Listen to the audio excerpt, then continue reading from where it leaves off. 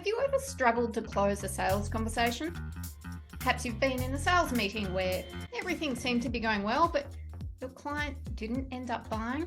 Hi, I'm Bri Williams, the behaviour changer. I help businesses and individuals get better results with behavioural science. In this video, I'm going to share my 3-stage sales conversation, which will vastly improve your rates of success. As one of my clients recently told me, this process is an ATM machine. Conversion rate up, sales cycle shortened.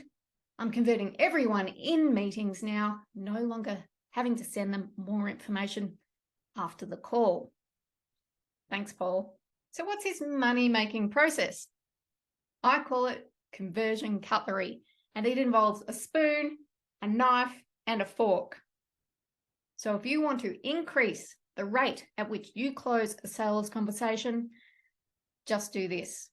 The first thing we need to do in a sales conversation is prove we are on our client's wavelength. We do this by listening and validating their situation. We want to normalize their frustrations and experiences so they relax and feel understood. Most people will be defensive in a sales meeting. They will be on guard and nervous about being pressured into buying. This stage is therefore about diffusing that tension.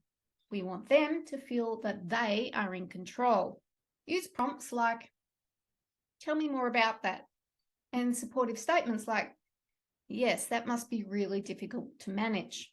But why the spoon? 2 reasons. First, just like we can use a spoon as a mirror, we want to reflect what they share with us back to them. And second, the spoon is kind of shaped like an ear, which reminds us to listen. Once we've done that, once we've shown a sincere interest, it's time to delve a little deeper. It's time for the knife.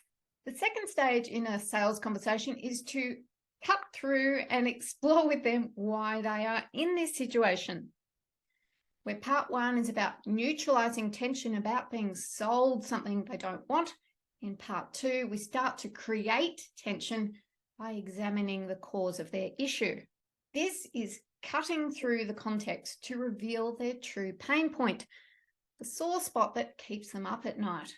Language like, "What I've observed across your industry," again normalizing their pain, "is that X is increasingly becoming a problem. Is that the same for you?" The aim of this stage is to have them reveal and acknowledge they have a problem. That gives you license to share how you have helped people in similar situations and what it might look like for them. Which leads you to the final stage, the fork.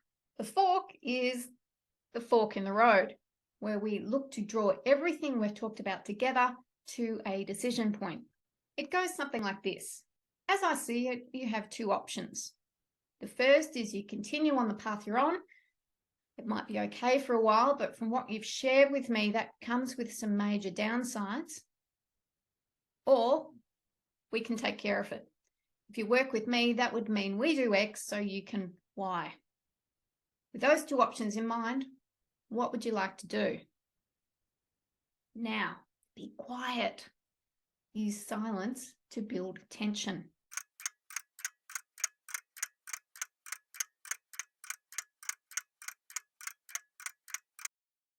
Why is fork in the road so powerful? It's enormously clarifying. It reminds the client that the status quo, their choice to do nothing about the issue, is still a choice. And that choice comes with a downside. We're using contrast between the 2 future paths to build tension about not proceeding, while offering a way to take all that pain away. It's as simple as saying yes to moving forward. Does the fork in the road have to be only 2 options? No, you can use 3. Any more than that becomes unwieldy though. With 3 options, you can use anchoring to frame expectations of cost and time. For example, sorry to interrupt, but the next section is only for Just Do This program members. In Just Do This, I show you exactly how to get better results in your business by using behavioural science. As I see it, you have two options. You can continue to search for videos like this that pop up every now and again in the hope you find something useful. Or you can get serious and use my structured program to learn exactly what you should do to improve your business. More at briwilliams.com. By the way, if you want to make these customer conversations even easier, there are 3 behavioural truths about customers you should know. That's what I share in my 3 truths about customer behaviour video, which I've provided a link for. See you next time.